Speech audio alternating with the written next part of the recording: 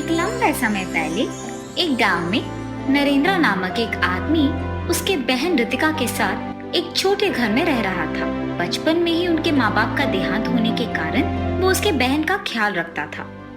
नरेंद्र उसकी बहन के लिए पढ़ाई छोड़कर दिन रात मेहनत करता था और पैसे कमा के उसकी बहन को पढ़ाता था। कुछ साल बाद जब उसकी बहन का कॉलेज में पढ़ने का समय आया तो उसके गांव में कॉलेज न होने के कारण उसे दूसरे शहर में पढ़ाता था। एक दिन उसकी बहन दोस्तों के साथ बाहर जाती है। वहां वो पहली बार फ्रेंच फ्राइज खाती है। वो बहुत ही स्वादिष्ट होने के कारण उन्हें बनाने का विधि भी देखती है। उस दिन शाम को घर आते ही वो कुछ आलू लेके उस विधि से फ्रेंच फ्राइज बनाने की कोशिश करती है। इतने में उसका भैया घर आता है। रितिका, थोड़ा पानी दो ना माँ। जी भैया। पानी के साथ साथ मैं इन फ्रेंच फ्राइज को भी देती हूँ, फिर उन्हें पूछूंगी कि उनको ये कैसे लगा। और ऐसे तैयार किए हुए फ्रेंच फ्राइज पानी के साथ देती है। नरेंद्र पानी पीकर उन फ्रेंच फ्राइज को देखते रहता है। तब रितिका, भैया वो यूं ही घूरने के लिए नहीं है बल्कि खाने के लिए बने हैं, जरा खा के तो बताओ कि कैसे हैं। उसके बहन के ऐसे कहने पर ये ना जानने के बावजूद कि वो क्या है, नरेंद्र उन्हें खा कर कहता है, कैसे बना है तुमने ये? बहुत ही स्वादिष्ट है। हमारे गांव में तो मैंने इसे कभी नहीं खाया। भैया इन्हें मैंने ही बनाया। और तब वो उसके भैया को जो कुछ भी हुआ बताती है। भैया मेरे पास एक अच्छा विचार है। क्या है वो रितिका? हमारे गांव में फ्रेंच फ्राइज के बारे में किसी को भी नहीं पता है, इसीलिए हम एक फ्रेंच फ्राइज का दुकान लगा के इन्हें बेचेंगे। तब बहुत लाभ होगा।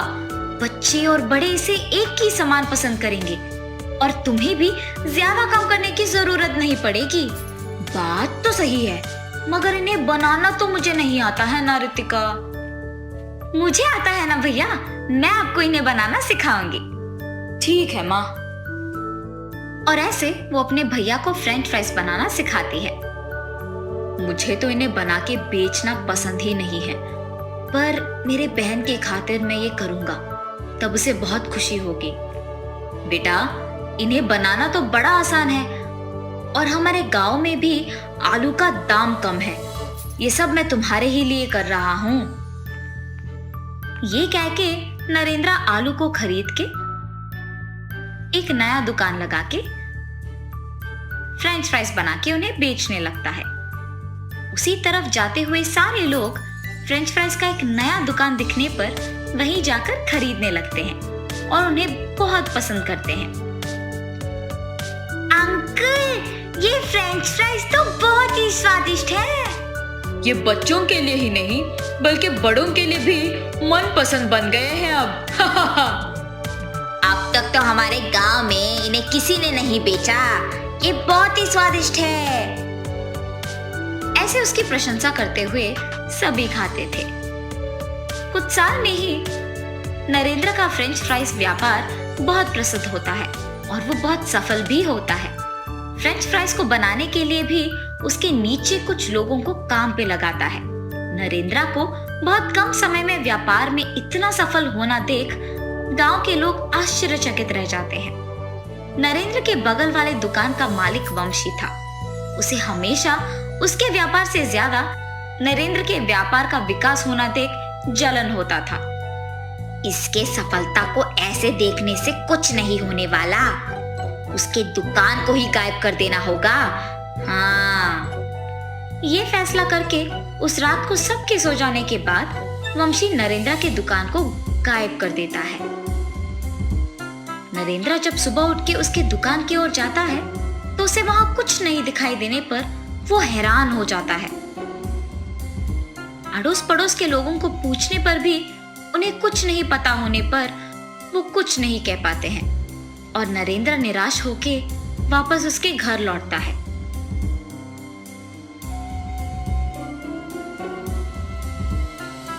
नरेंद्र के घर पहुंचने के तुरंत बाद उसकी बहन कॉलेज से घर पहुंचती है और उसे खुशखबरी देती है कि उसे एक नौकरी मिल गई, लेकिन उसके भैया को दुखी देख पूछती है, भैया क्या हुआ, आप ऐसे क्यों हो? तब नरेंद्र उसे जो कुछ भी हुआ बताता है। आप निराश मत हो भैया, अब मेरा नौकरी लग गया है ना। आप पहले से भी बड़ा फ्रेंच फ्राइज का दुकान लगाइए और इस बार हम अपने दुकान के बाहर एक सीसी कैमरा भी लगाएंगे। कुछ दिन बाद रितिका उसके वादा के अनुसार ही उसके वेतन के पैसों को लाकर उसके भैया के हाथों में देती है। तब नरेंद्र उसी स्थान में पहले से भी बड़ा दुकान लगाता है और बाहर एक सीसी कैमरा को भी लगवाता है। उसका दुकान प्रसिद्ध होने के कारण सभी वापस उसी के दुकान आने लगते हैं और वही फ्रेंच फ्राइज खरीदते हैं। ये देख वंशी वापस उसके व्यापार को छोड़कर नरेंद्र के व्यापार के बारे में दुखी होता है। मैंने हमेशा नरेंद्र के व्यापार और उसकी उन्नति को देख रोया है, पर खुद के व्यापार पर कभी ध्यान नहीं दिया मैंने। अगर दिया होता तो आज मेरे व्यापार के साथ साथ मेरा भी सेहत ठीक होता, मैं ऐसे बीमार नहीं पड़ जाता। ये सोचते हुए दुखी होता है। इस तरफ नरेंद्र उसके बहन का कहा मानते हुए उसका व्यापार अच्छे से चलाता है। रितिका भी उसके भैया की इस नाम को देख बहुत खुश होती है और वो उसका नौकरी करते हुए अपने भाई के दुकान का भी ख्याल रखती है। ऐसे ही वो दोनों भाई बहन मेहनत करते हुए खुशी से जीते हैं।